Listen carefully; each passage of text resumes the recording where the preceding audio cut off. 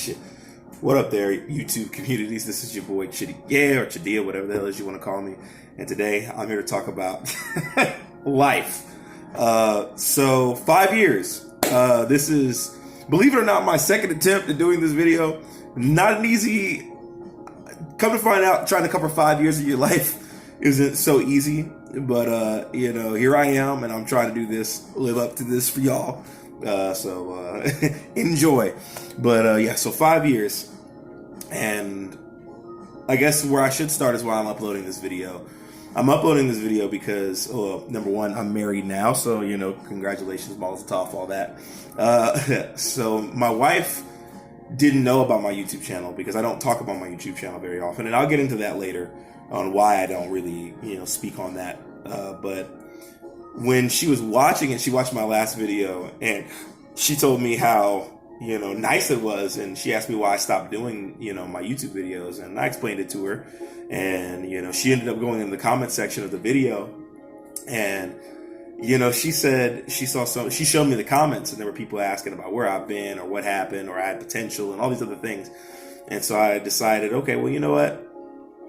Maybe I come back around and do one more video just to let those who may be concerned know what happened with the good old Chidia anime. Where did my story take me, right? And speaking of the people still sticking around, there's still 93 subscribers to this channel, which is crazy to me. And I don't know if they're just people who just forgot to who forgot to just unsubscribe, or they were people who were just genuinely interested. And either way it goes, I really appreciate that. The people. 93 people stuck to my personality. I think a lot of people really undervalue the worth of even one person following you in a very real sense, like wanting to know what you have to say on matters and caring, especially in this day and age. People don't really care so much about those things. But to all those of you who really did stick around and really wanted to hear this video, I'm making this for you guys.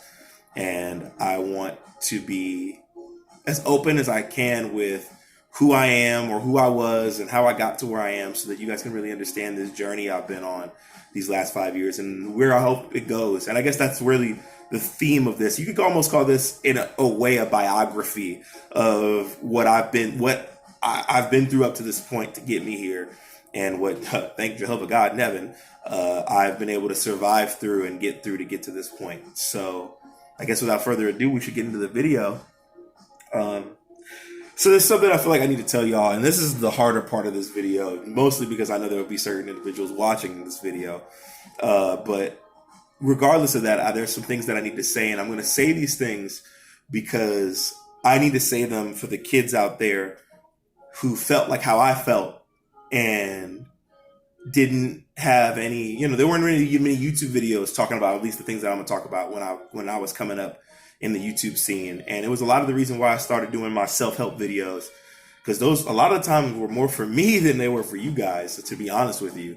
And so I guess without mincing words, when I was younger, we were going through some abuse with my father, and it left some scars on me. And I remember, and it's kind of hard to talk about that. There's a lot that goes into it. But I remember when I was younger, I had a lot of self-hatred because of the things that were going on around us and around me. And I felt like a lot of the things that I was being told or not told, and it left me feeling worthless. It left me feeling miserable on the inside. And I felt all those things, and I felt like my life was in a lot of ways useless. But I ended up doing the YouTube thing as a way to kind of connect with other people when I was kind of stuck in the house all the time, and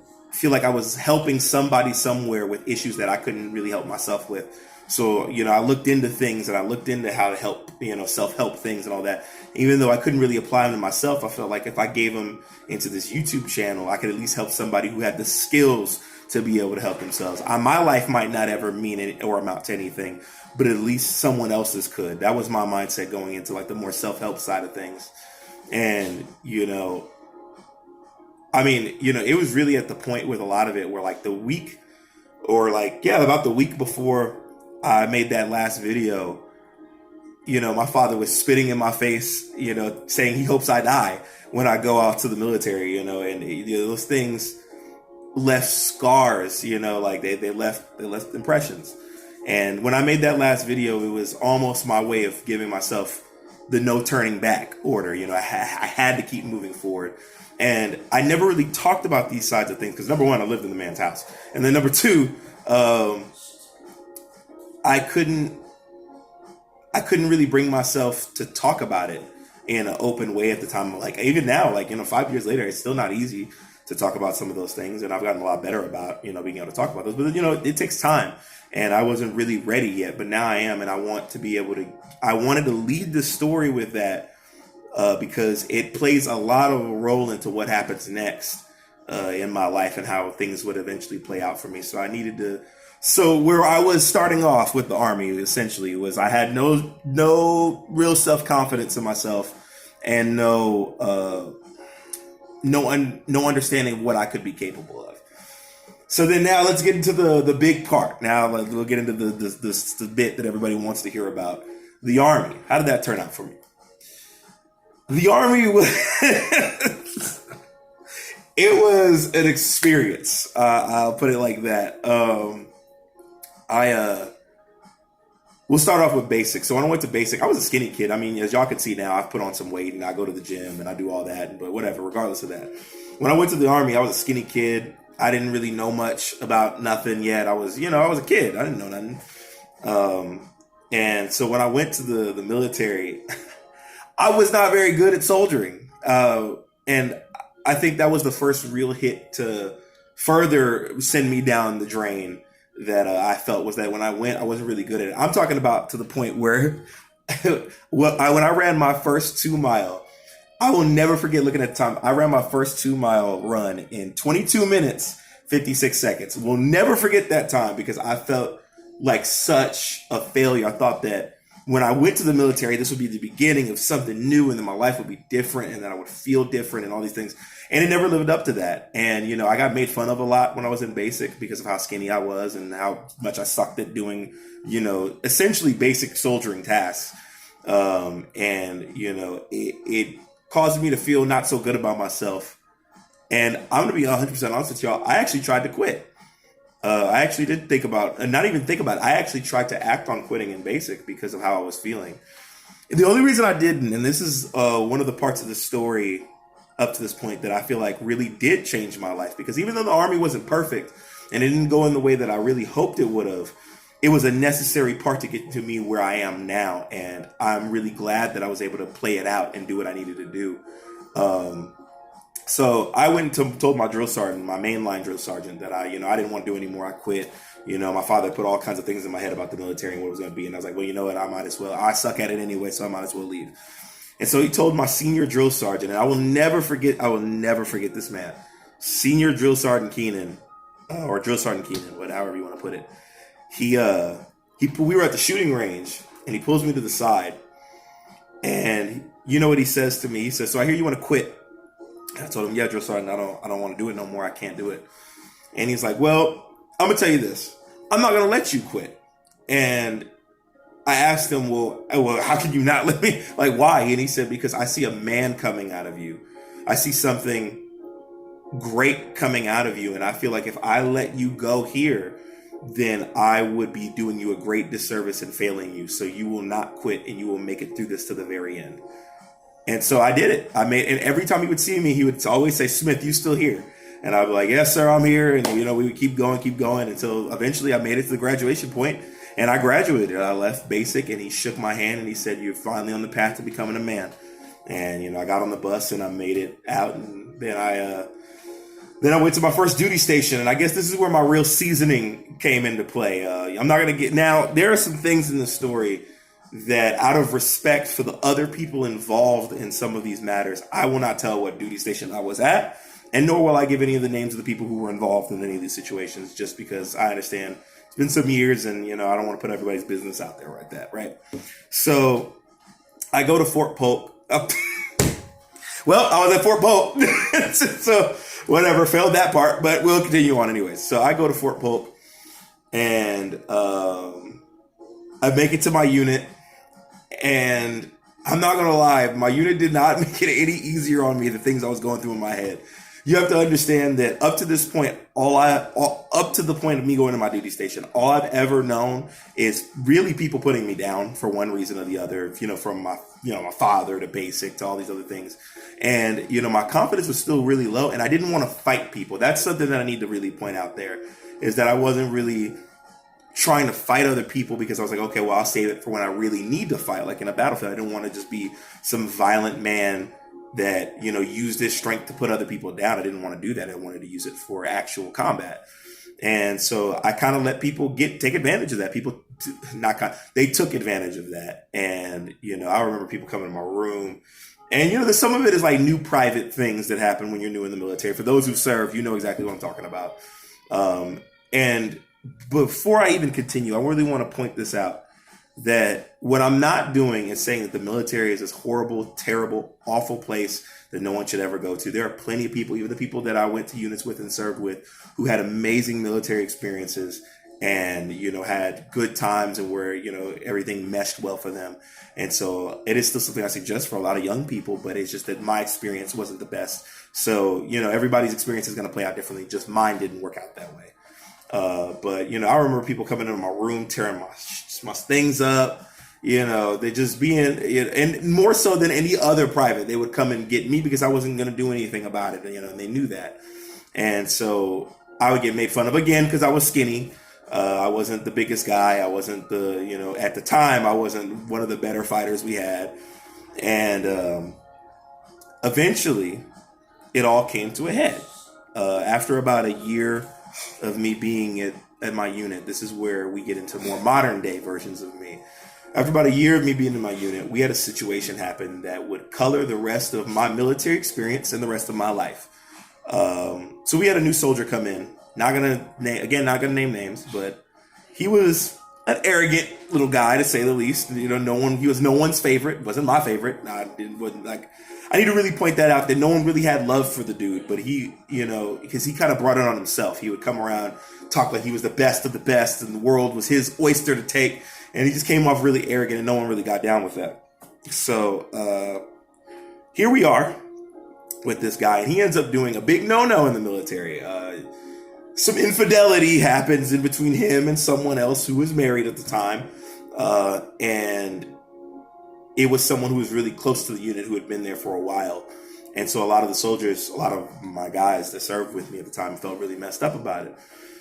And what it eventually culminated into is they jumped him. They jumped him in the hallway of our barracks. And me and my roommate at the time were able to get a video of it. And, that left me feeling very strange, I guess you could say, because when you go into these lines of work, you're looking for like a brother, especially with me at the time, where I felt like I was so detached from my family. I was looking for a place where I felt like I could belong, where I felt like I could find brothers who would, be there with me and, go through things with me. And here I am watching them jump this man in the hallway. Now, don't get it twisted. I'm not saying that, no punishment was due to this person for what he was doing. But when you have people that he trusts call him and tell him to come to a place where, there's supposed to be no danger and everything's supposed to be all right, and they tell him, oh, no one's upset with you, blah, blah, blah, and then you jump him in a hallway, it's dishonorable and dishonors us all. And I could never stand with it. And I made that very clear when it happened. I said it outright. I told everyone involved that I felt like it was wrong, and that it is eventually going to come out, and I'm not going to just let that. I'm not going to stand for this. And so it eventually did. We got to the point where me and my roommate brought the videos to command, and from there, CID and military police got involved and everything, and I gave my statements about everything that happened. And then in the end, that was basically everybody, but like I think one were removed from the service because of it. But they weren't removed overnight, and I need to really point that out. It was a slow process, and so everyone got to feel the anger and the burn towards me and my roommate for us, it's essentially, they would say, is snitching, for us going to go say what happened. And so begins the I guess you could say, the more blackball period of my career where I was basically enemy number one for everybody involved. I mean, like some of the people involved were like a part of our leadership. So you can only imagine the amount of hate that was put towards my way. And the only reason that it went decent for us was because of my roommate. My roommate was an amazing fighter, still is. And, it got to the point where, if there was ever an issue, no one really wanted to fight him because they knew we could fight. And that was what it was. And so, I remember the day that would lead me to start training with that roommate where I finally snapped and I stopped being how I was before. I just bought a brand new truck. I bought a truck with some money that I'd been saving up or that I'd gotten. And I bought it, had it sitting at the barracks. I went to go to this mandatory fun event. And when I come back, I see they didn't vandalize my truck. They put pizza all across the truck, like all kinds of foolishness. And I remember I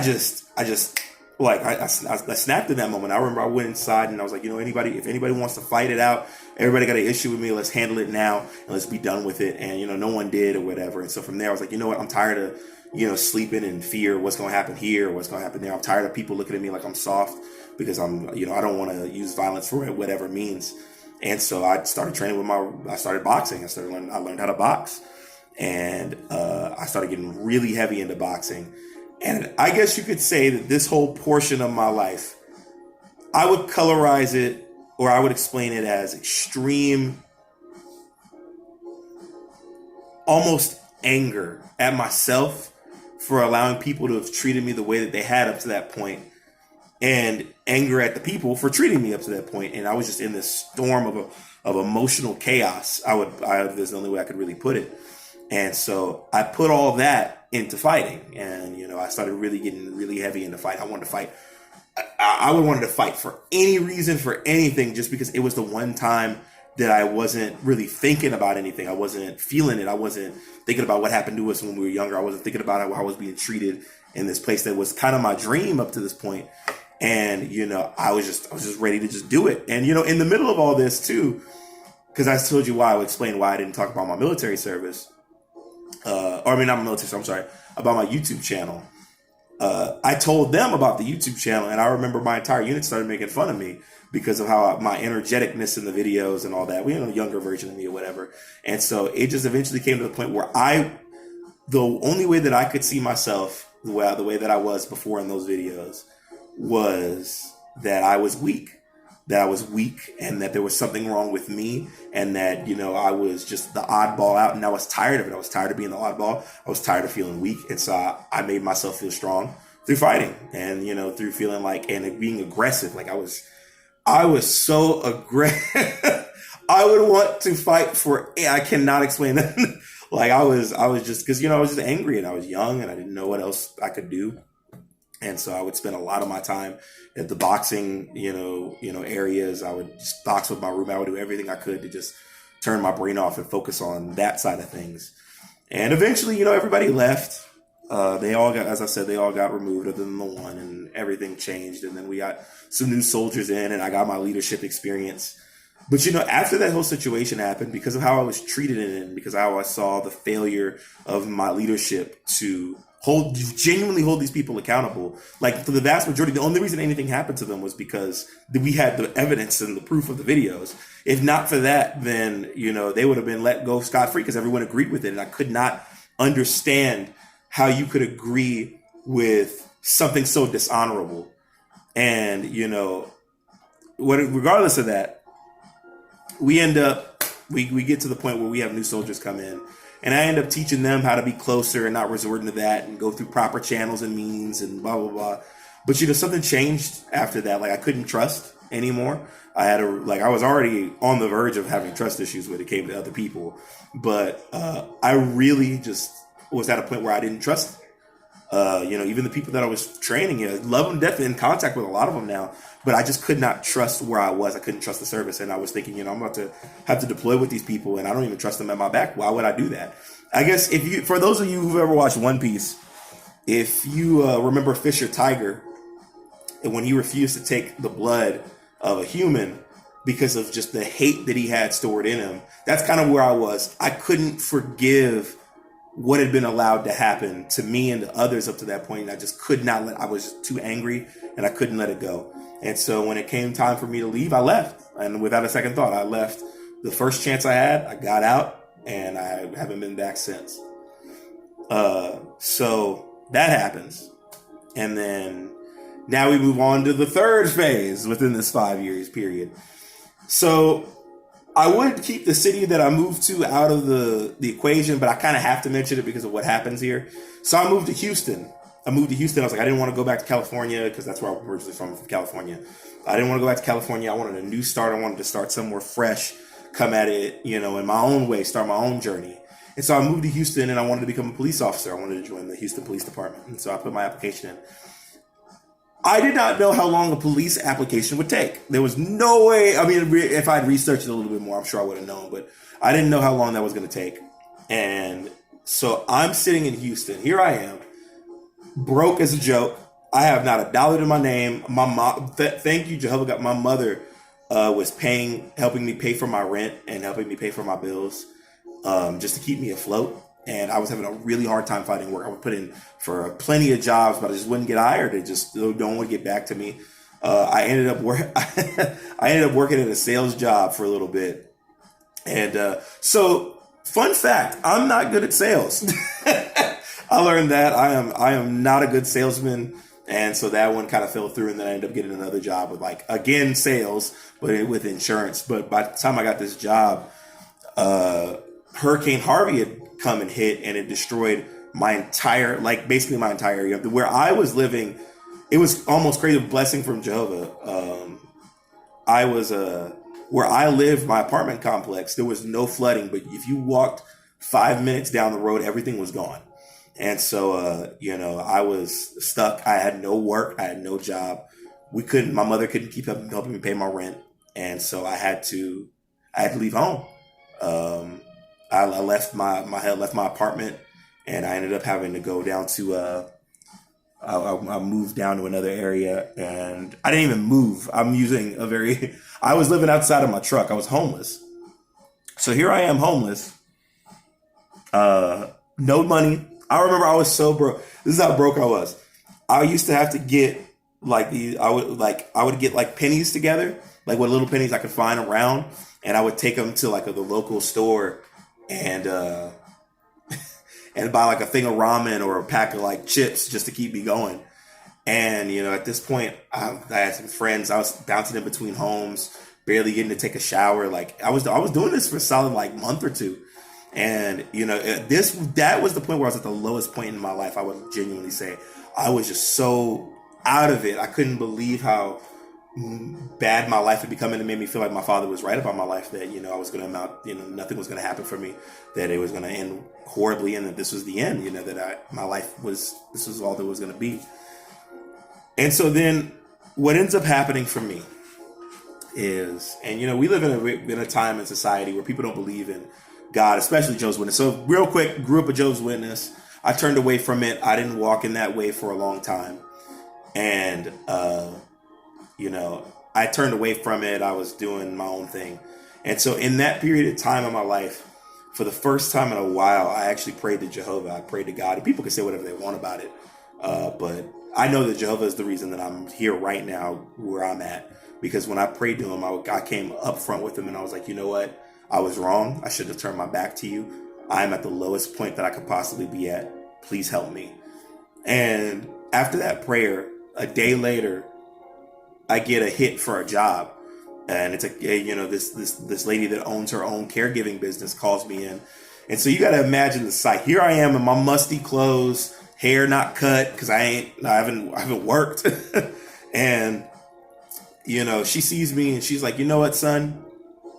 I'm going to give you a chance. And I'm still in contact with that woman to this very, very day.